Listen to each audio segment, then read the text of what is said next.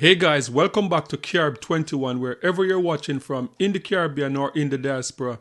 So in today's video, I want to talk about what is going on between Venezuela and Trinidad and Tobago. Things seem to be heating up in the Caribbean between these two nations. And yesterday we saw the Vice President of Venezuela, Delcy Rodriguez, coming out with war of words against the Prime Minister of Trinidad and Tobago, Kamala Persad-Bissessar, and these two have been going back and forth for a while now. So yesterday we saw the Vice President, she came out and she's advising President Maduro to just cut the whole dragon deal, which it's not, this is not surprising, because for the Americans wanting to get the oil from the gas from Venezuela and the Venezuelan government should not benefit from it, that was not a deal in the first place. But as I said, things are heating up, and we saw Delcy Rodriguez come out and she was very critical of the Prime Minister of Trinidad and Tobago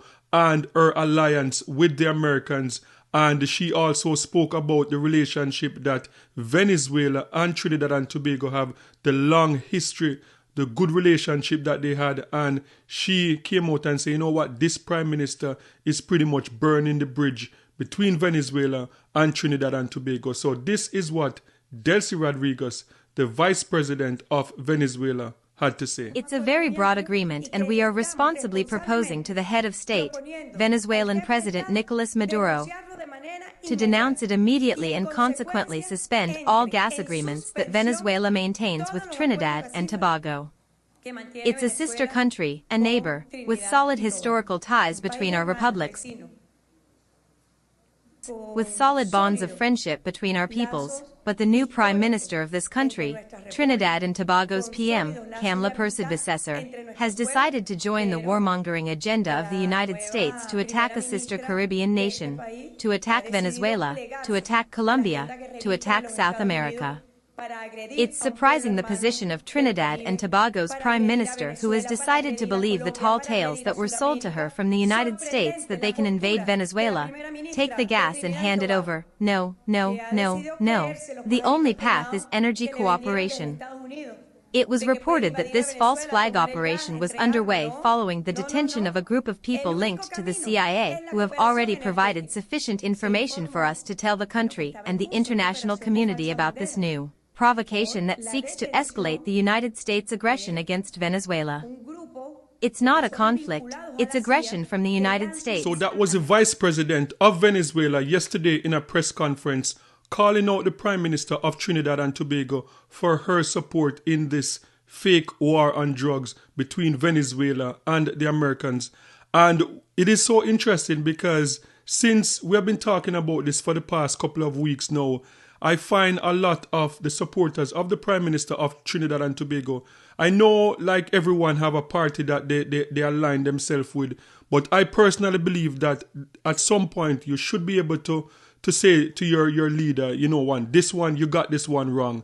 And I think this is one of them where I think some of the supporters have yet to see one supporter coming out and say, you know what, I vote for the Prime Minister, but I think she got this wrong.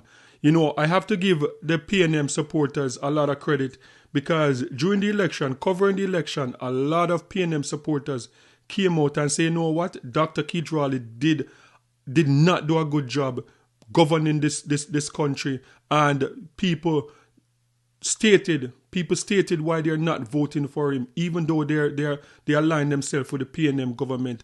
But so far, what we have seen is that the UNC government, the UNC supporters have yet to hold their Prime Minister accountable. I've been arguing with people back and forth because I just don't get this. Trinidad and Venezuela, next door neighbors, long relationship, one of the longest relationship. As I explained, even before America came onto the scene, Venezuela and Trinidad and Tobago had a relationship going. And the people who are trying to say that Venezuela is bad for Trinidad and the whole immigration crisis, they fail to explain that, look, before 2013, Venezuela, as a matter of fact, 2013, Venezuela had one of the best GDP, debt to GDP ratio in the world, Venezuela. And when we saw the 2007, 2008 meltdown, the financial meltdown and the housing collapse in America, Venezuela was doing very good. And Venezuela did not have this problem until 2015, when we saw the Obama administration started tightening the screw in terms of sanction on Venezuela, and we saw the Trump administration came in and it got worse. So people are acting like what is happening in Venezuela and people leaving Venezuela is because of Venezuelan bad management of their resources, which that is not the truth. People started leaving Venezuela because of the sanction, the same way people started leaving Cuba back in the days because of the American sanction. And it's just so interesting that Venezuela, your next door neighbor, and a war with Venezuela is going to destabilize Trinidad more than any other island within the Caribbean, and people are still backing the Prime Minister on this one. And I just don't get it. So after the press conference with the Vice President of Venezuela, the Prime Minister of Trinidad and Tobago, Kamala Besser, she decided to go on a talk show yesterday evening, and she decided to answer some of those questions about the Dragon gas deal and about the accusation of her siding with the American government to overthrow the Maduro government. And this is what the Prime Minister had to say. First of all, the government of Trinidad and Tobago has not received any official conversation or policy decisions. There's been nothing official to the government of Trinidad and Tobago. But let me say, this may be of concern to some, but it is definitely not of great concern to Trinidad and Tobago, because why? Our future does not depend on Venezuela, and never was or has, because we have plans and projects to grow our economy, both within the energy and the non-energy sector. So the last government mistakenly placed all the eggs in that one dragon basket. We have not done so, and therefore we are not susceptible to any blackmail from Venezuela for political support. We continue to maintain very peaceful relations with the people of Venezuela, and we have not had any energy discussions with the government since we came into office with the Venezuelan government. We have not had any energy discussions with them since we came into office. So that is my take on that. Whilst it may concern some, our aim is to diversify economy within the energy sector and in the non-energy sector as well. Ma'am, could you elaborate a little more on diversifying the economy with respect to non-energy sector and energy sector? Definitely. We have plans and projects in the tourism sector. We also have some plans and projects in the agricultural sector, and several other projects in various ministries that are non-energy matters for diversification. We are also looking at, one second. Yes, we've also will be launching next week a full discussion and consultation with stakeholders, that is with the state enterprises sector, with the private sector, and of course the government sector.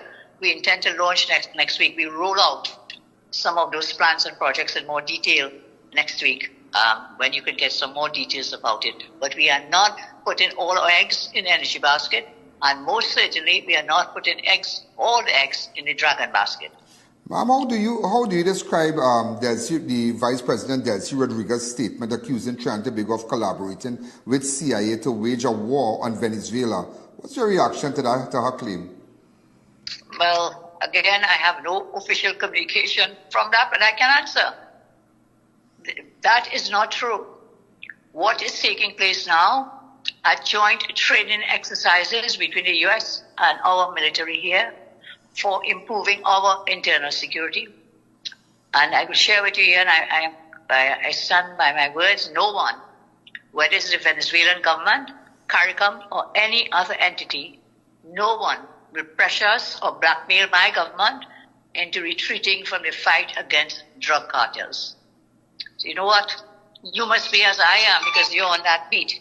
Mm-hmm. We are tired of seeing our citizens murdered, terrorized because of gang violence, driven by drugs illegally, arms trafficking, human trafficking. The safety of our citizens is my duty and my main concern, and we will do what we can to keep them safe and make them safer. That was the Prime Minister of Trinidad and Tobago yesterday in an interview responding to what the Vice President of Venezuela, Delcy Rodriguez, had to say about the whole drug and gas deal and her siding with the American government. And you know what is interesting is that when the Prime Minister won the election a few months ago, a lot of people came out and they were comparing her to Donald Trump, calling her the female version of Donald Trump. And I was saying that, people are just hating, like this is politicking and, it's just PNM supporters saying, putting that out there. But the more you listen to the Prime Minister of Trinidad and Tobago, you see the similarity between her and Trump, because this is exactly something that Donald Trump would do. Donald Trump would celebrate that drug and gas deal when signing a deal. Same thing you see the Prime Minister doing. She celebrated that deal when she walked out from the meeting with Marco Rubio, celebrated getting the OFAC license to go and to have talks with Venezuela. And then now we see the Venezuelan vice president say that, look, we should not be doing this deal. And now the Prime Minister is coming out and saying, no, we don't need this anyway. And we're not putting all our eggs in the dragon basket. And that is exactly what Donald Trump would do. So it's going to be very interesting to see her supporters. How are they going to spin this one? Because we have been going back and forth with some of the supporters. And they were praising this deal, saying that once the Prime Minister signed this deal, it's a good deal. So it's going to be very interesting to see how they're going to spin it now when there's no more deal on the table. And one thing I'd love to ask the UNC supporters, the die-hearted UNC supporters, is that why did the Prime Minister of Trinidad and Tobago felt like she had to insert herself in this conflict between America and Venezuela?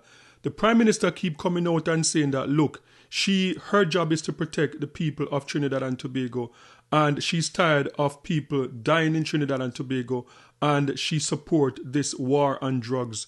And what I would say about that is that every single leader in the Caribbean would celebrate a legitimate war on drugs.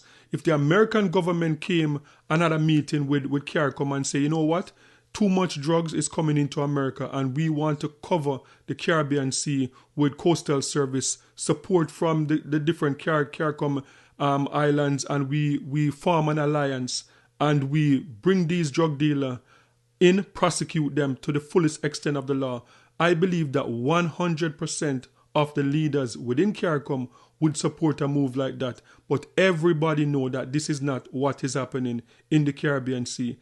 The only person that is standing out there by herself saying that this is happening is the Prime Minister of Trinidad and Tobago, and we all know that this is not happening. And the second thing is that when the Prime Minister just came out, and the first shocking word that she used when this whole conflict between Trinidad and Venezuela started was when she made a statement that she would make Trinidad available to the American government if Venezuela should attack Guyana. So the Prime Minister came out and saying that she's backing Guyana. She's there for Guyana. So why is it that we're not hearing anything from Guyana?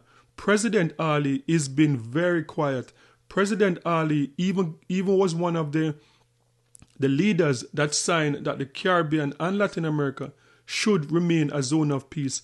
And isn't it crazy that Venezuela and Guyana is the one with the conflict that we spoke about last year with the Essequibo region?